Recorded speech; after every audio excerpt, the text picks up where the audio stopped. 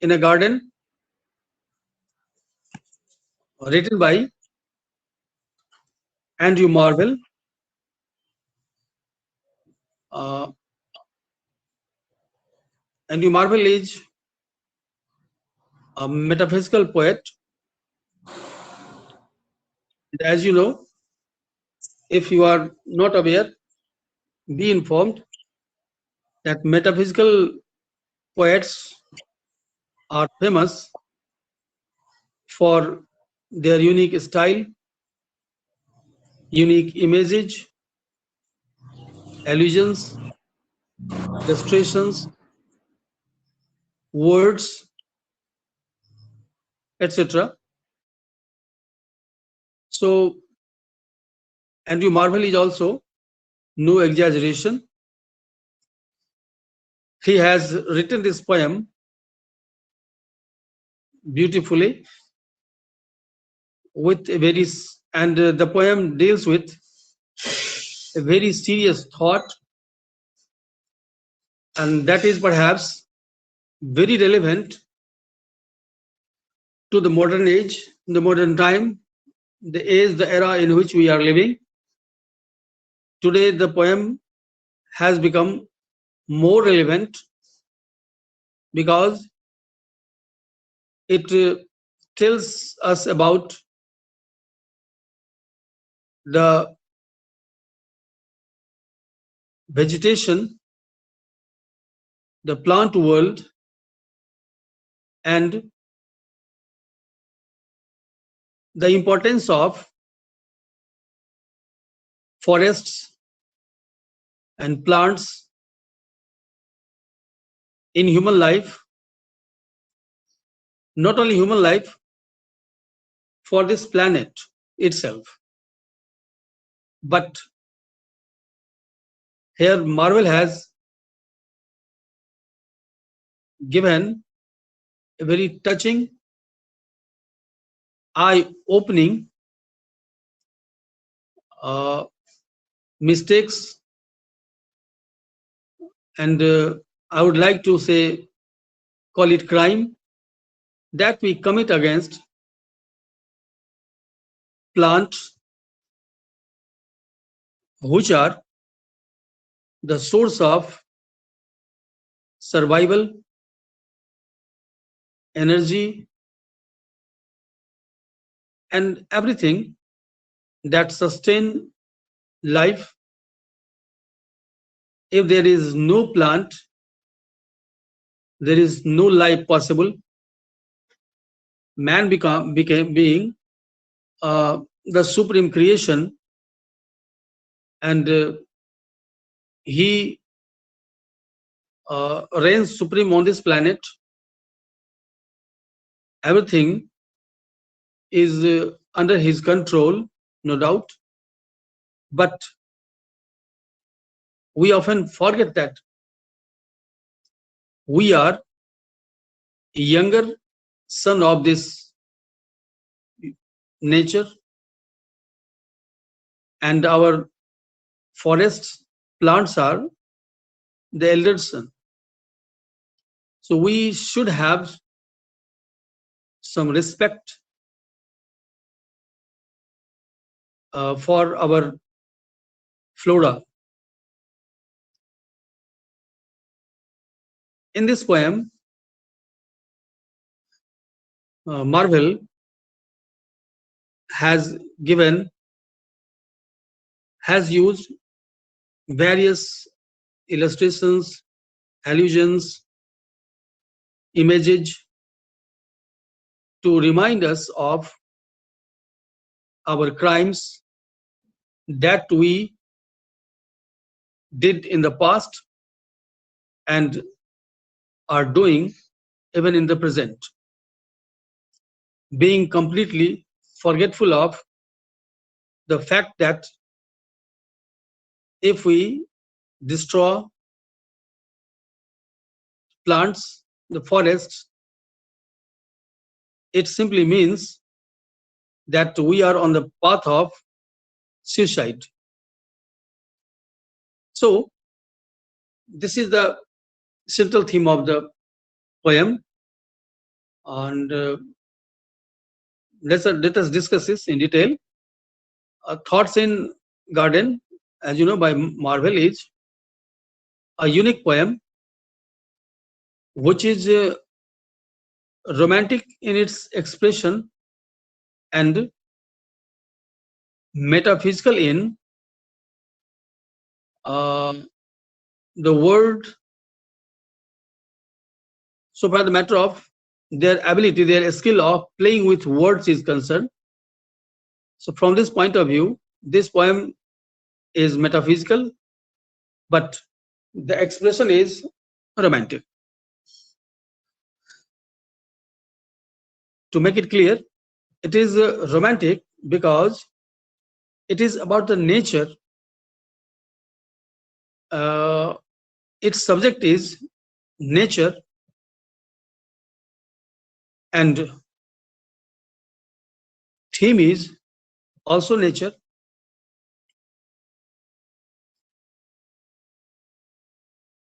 Expression of the poet is personal to some extent, emotional, about human life, and its style is metaphysical because, as I have said, it uses conceits, forceful argument, allusions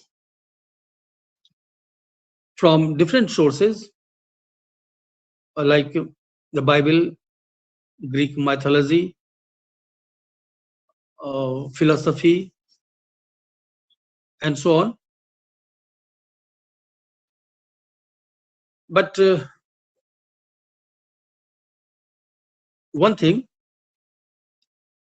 that capsulate the theme is that if we want to capsulate the theme, so it will be proper to say that the theme of this poem is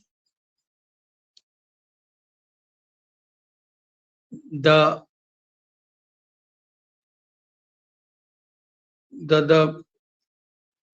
theme of the poem is that the world have two divisions. There are two worlds in this world. One is flora and another is fauna, and both have mutual connection. Both are interdependent. If we think of the survival of creatures on this planet, we must be full of respect and a sense of duty, as it has been bestowed on us by God Himself, because we are the intelligent creature. We have wisdom, we have sense, we can think. So it is our duty to give protection and whatsoever thing is due to every creature, living, non-living, plant, animals, etc. So the writer says, meaning Marvell says, that there is only one place. If you are in this world, your ultimate aim, your ultimate goal, with all the hustle, din and bustle, all the hue and cry, all the labor, all the mechanization, whatsoever we do in our life, the ultimate aim is to attain peace, mental and spiritual, satisfaction,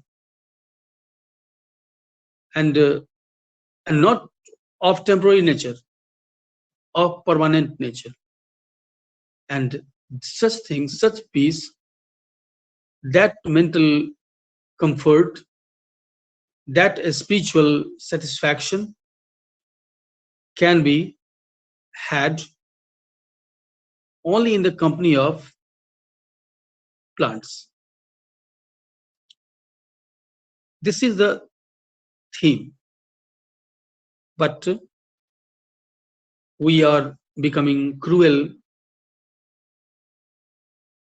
to our elder brothers, and we trying our best to destroy them. And this way, we can say that we are so stupid, so ignorant of our own life. So that in this series, in this the poet finally says that we find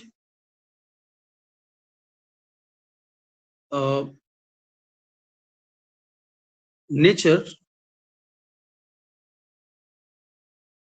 and we realize its value when we go away from this crowd of machines, noise, and the world that appears to be very active, running at great pace, and doing everything to reach the ultimate height in the field of science, technology, and all around development. It is true that such things are also important. We should try our best to unravel the truth of science. We should go to the height of development. We have been made for that, but not at the cost of plants, forests, which is the foundation of this large building of life on this planet. And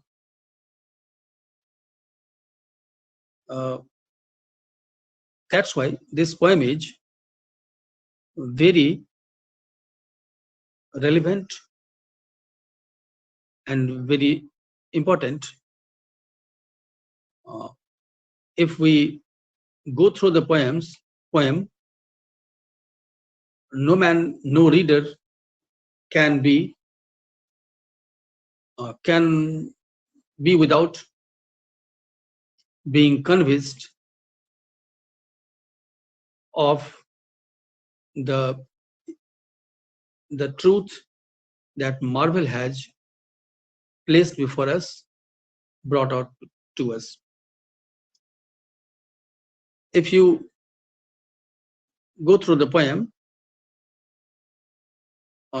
you see that the first stanza, the speaker, meaning the writer, poet, criticizes men who barely amaze themselves by putting a garland of a few leaves and believing they have achieved victory,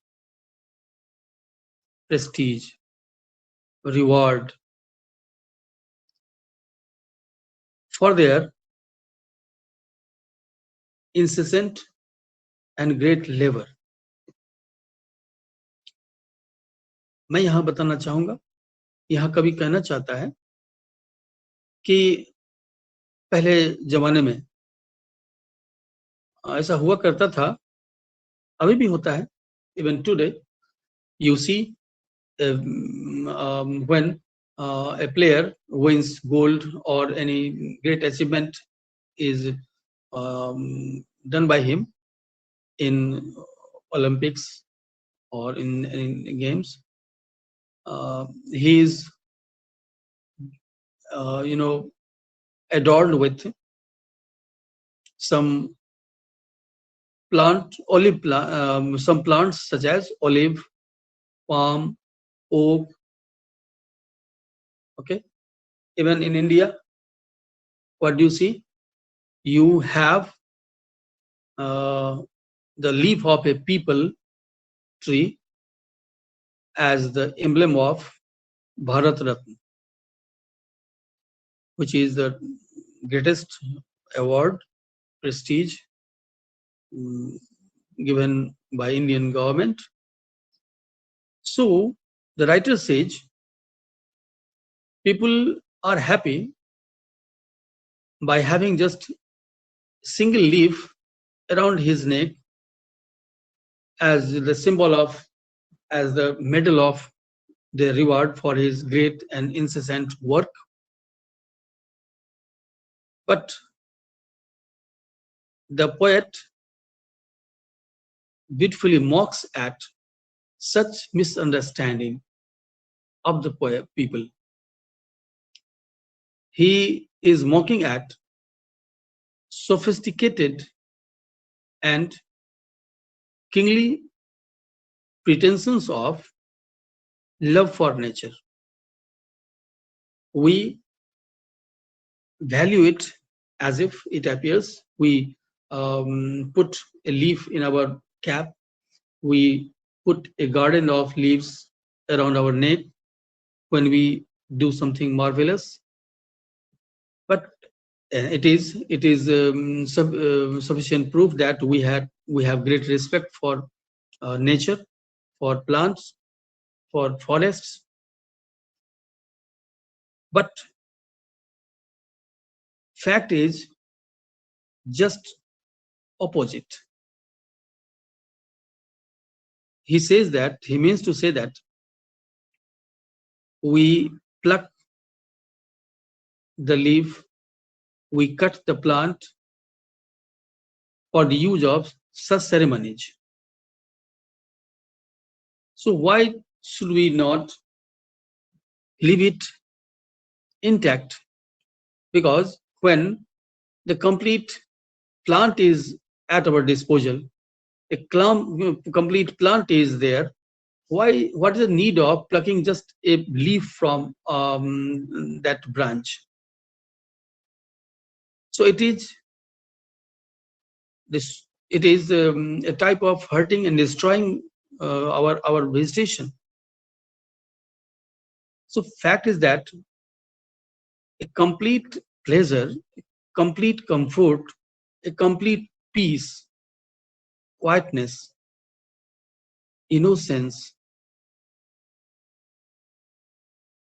can be felt, can be seen, can be realized in the company of plants.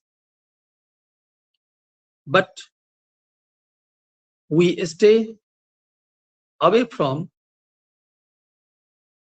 its company.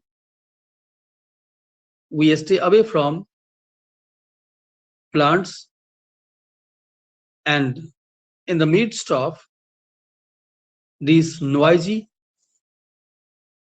world, we feel satisfied by adding, by studying one leaf in our cap or one garland around our neck. That will not uh, give you any type of uh, pleasure, peace, satisfaction. On the contrary, you will have to meet your end that will be full of unrest, because this process will someday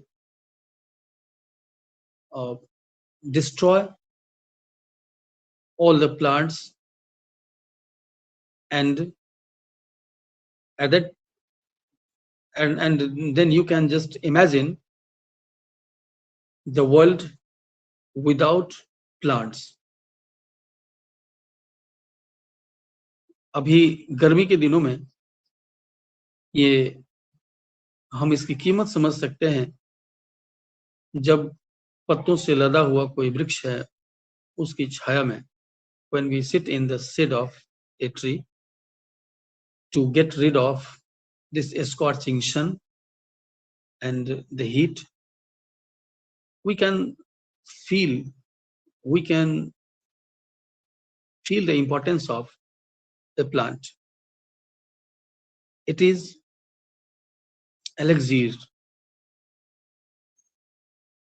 to our life. Recently, we have seen the dearth of oxygen, and this man created a scarcity of oxygen. However, it was man created, no doubt, but one thing is very important. At least we have had the realization that plants which are the source of oxygen are being treated mercilessly across the globe, and we forget at that time that this plant gives oxygen to every creature, and how important is this gas of which plant is the only source. So this is a very good example to realize the importance of plant, and it is never too late. We should correct our mistakes, our behavior, our attitude, and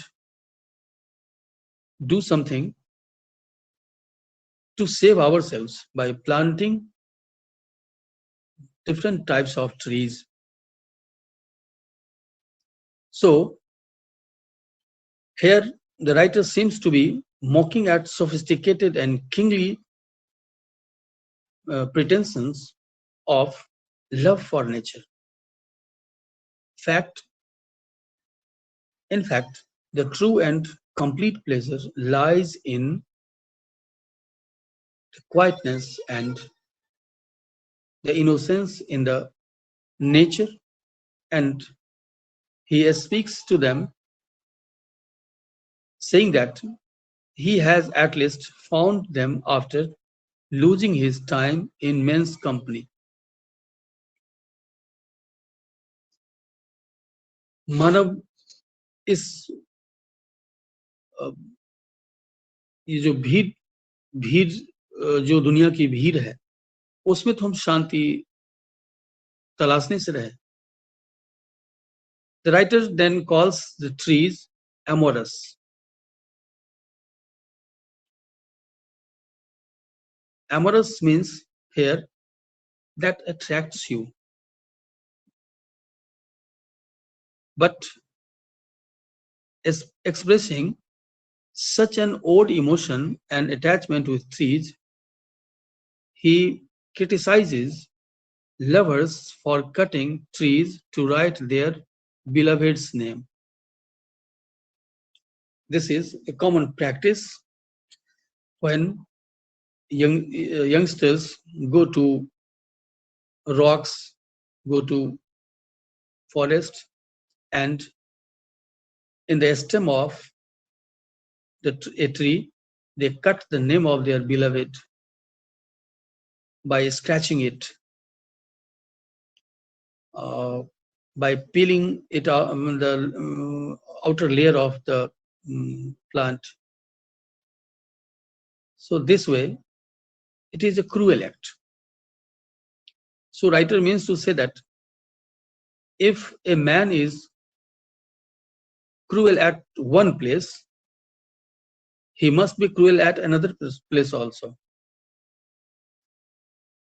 And then a beloved should realize that the man who can carve her name by hurting a tree will also hurt him. So he can't be a good lover. He believes in torturing. Anyway, so in the fourth stanza, he claims that when man's hurt of love and youth is finished, they turn to nature. We take forest as a last resort. Perhaps it is by then too late. According to the poet, uh, writer Marvell says that plants are plants are uh, plants are beneficial and full of advantages, and plants play a very important role, and they have many roles to play. They feeds us as mother, they protects us as father, they relieve us of our fear. Sometimes they have given, they have rescued us.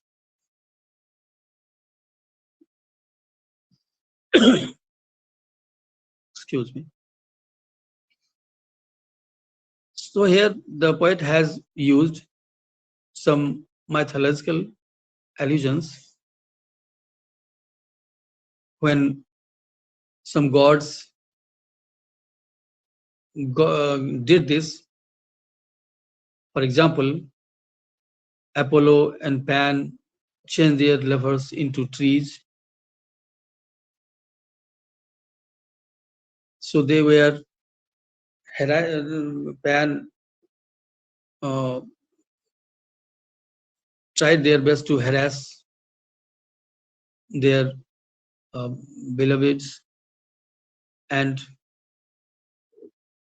they ultimately had to change themselves. Uh, they had to go undergo metamorphosis to change themselves into weeds and trees to save their chastity. So once again,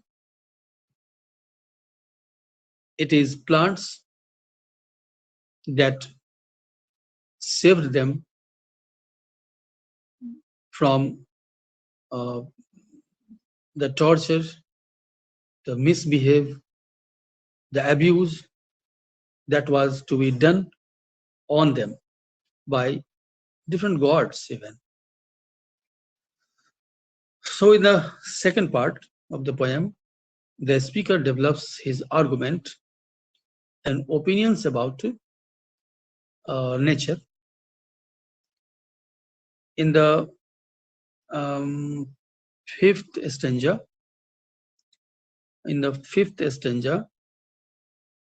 he gives a very sensuous description about um, his physical pleasure. And in the sixth stanza, uh, he argues that his pleasure is actually mental pleasure.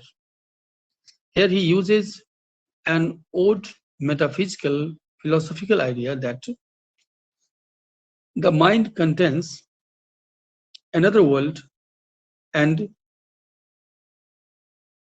garden inside it. In the seventh stanza, he further claims that this pleasure has a spiritual aspect.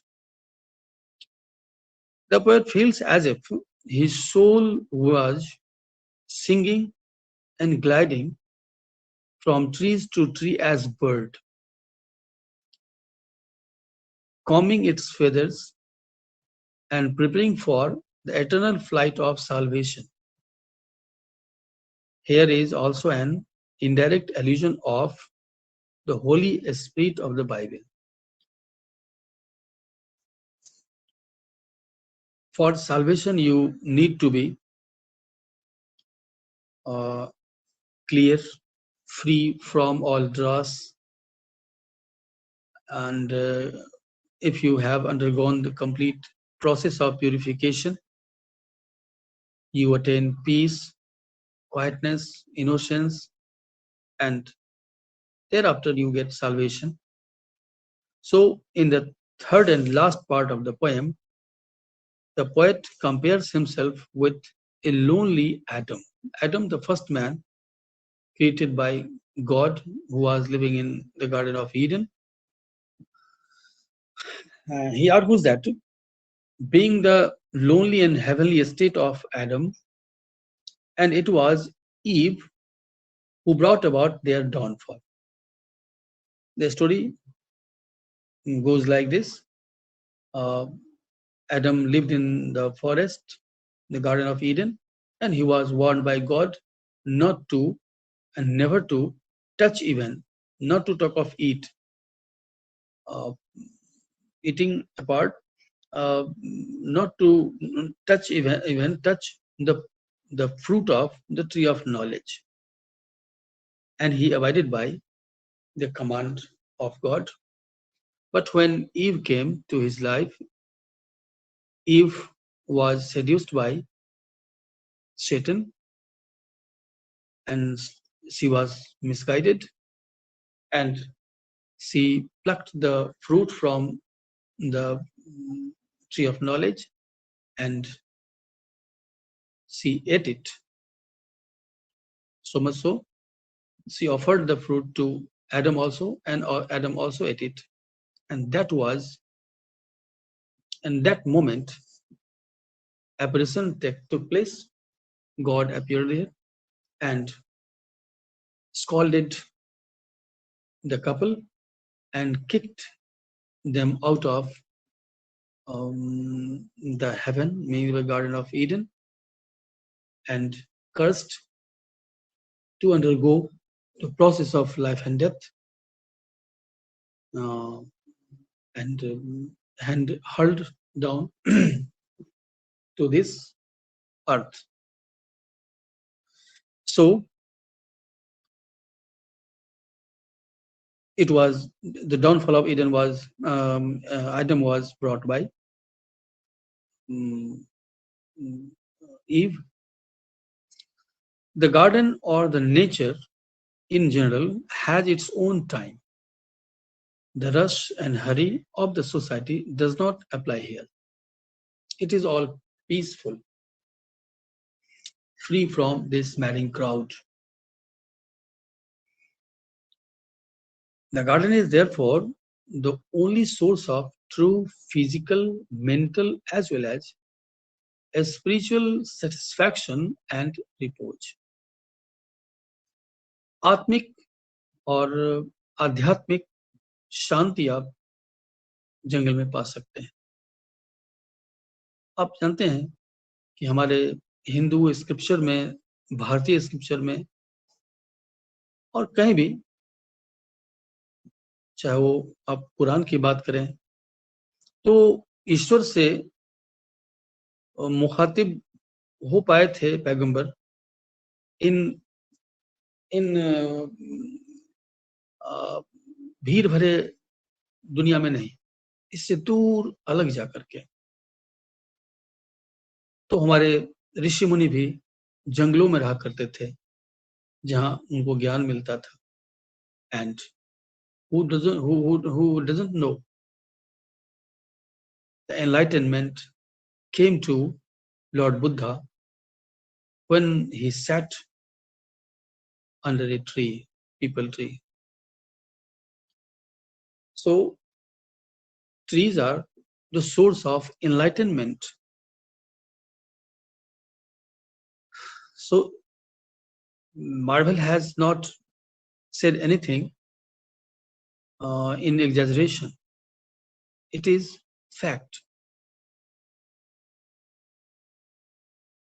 Even so many experiments have done in this connection, in this field, and our scientists have found that in olden days, rishis and Pagambars also realize it. That's why they gave top priority and great importance to plants. And our botanists have found that plants have great power of curing us of mental and physical illness. So, as a metaphysical poet, uh, this poem, Thoughts in a Garden, has so many conceits. It has the use of wit and some far-fetched images also, and allusions. But the balance of emotion and intellect is also another metaphysical feature. The romantic myths about God, Apollo, and Pan, and the biblical allusions of Adam's lonely happiness are the heterogeneous ideas yoked by violence together, as it has been said by some critic about metaphysical poets. So we come across such things, such images, and such allusions also, no doubt. But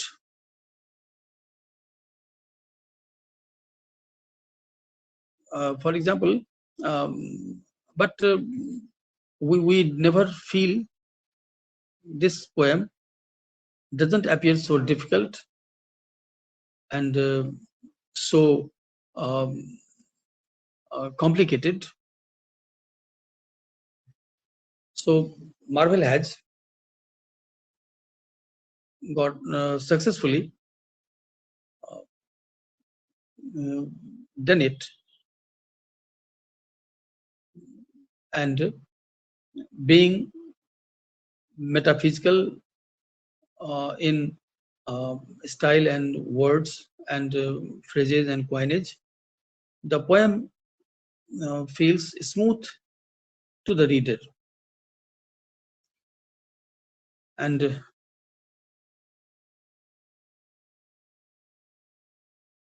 so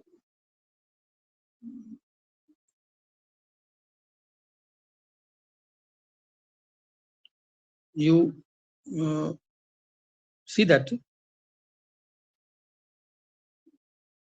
the trees and peace of the garden are personified and even sexualized.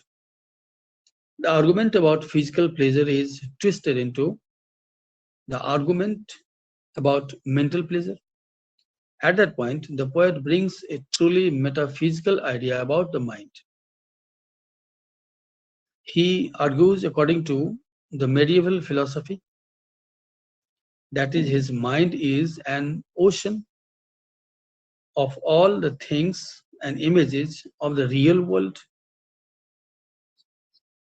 He further extends the idea of pleasurable experiences by arguing that his pleasure is actually a spiritual.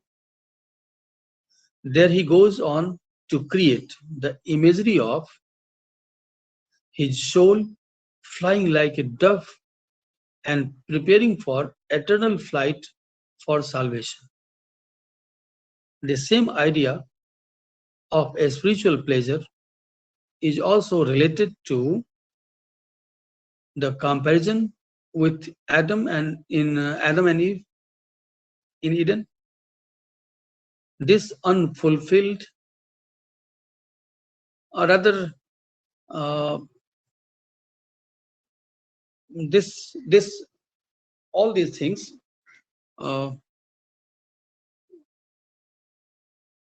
give us a unified sensibility, and it also gives us, rather gives the poem another feature of metaphysical poetry. This way, uh, we would like to come to the main point today.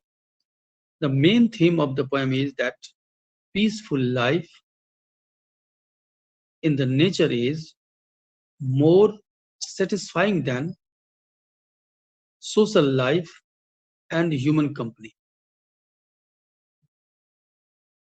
The poem is striking in its sensuous imagery, witty ideas, and its metaphysical qualities. Thank you. See you next class.